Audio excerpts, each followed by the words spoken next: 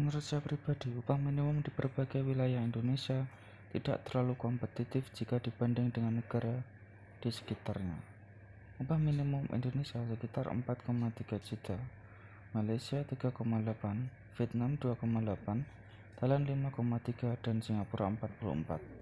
Memang kita terlihat lebih tinggi dibandingkan dengan Malaysia dan Vietnam, tetapi saya melihat dari sudut pandang yang berbeda. Indonesia adalah negara besar dengan tingkat perekonomian 1 dari 20 negara besar di dunia. Indonesia masuk dalam kategori negara G20, negara yang memiliki perekonomian besar. Artinya bisa jadi negara yang memproduksi barang atau yang mengonsumsi barang. Kalau negara Korea Selatan dan Jepang yang masuk G20 karena kemampuannya untuk memproduksi suatu barang, maka Indonesia berbeda. Negara tercinta kita ini untuk saat ini masih menjadi negara yang mengkonsumsi.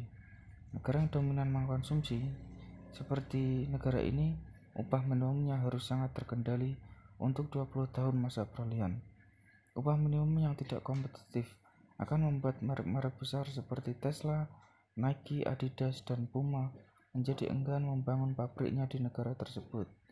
Sederhananya saja, sebenarnya kalau harga kebutuhan bisa ditekan dan tidak dipermainkan oleh para pengusaha nakal, maka inflasi pasti terkendali. Upah minimum yang kompetitif biasanya disalahartikan sebagai upah minimum yang tidak layak.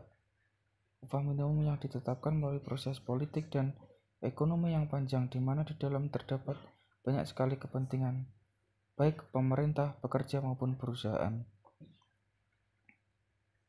Mungkin sebagian dari kalian tidak akan sepakat dengan saya. Andai kata divisi Humanoria mengatakan, bulan ini kami tidak sanggup membayar karena penjualan bermasalah dan tidak sesuai target, maka perusahaan harus menambal dengan keuntungan di bulan-bulan sebelumnya. Perusahaan menanggung 100% tanggung jawab atas pembayaran gaji pegawai. Jadi menurut saya seharusnya perusahaanlah yang menentukan berapa biaya yang harus dibayar untuk para pekerjanya. Upah minimum kalau menurut saya digunakan untuk sektor yang esensial, tidak menyeluruh ke semua jenis industri. Singapura dan Brunei tidak ada aturan upah minimum dan negaranya baik-baik saja.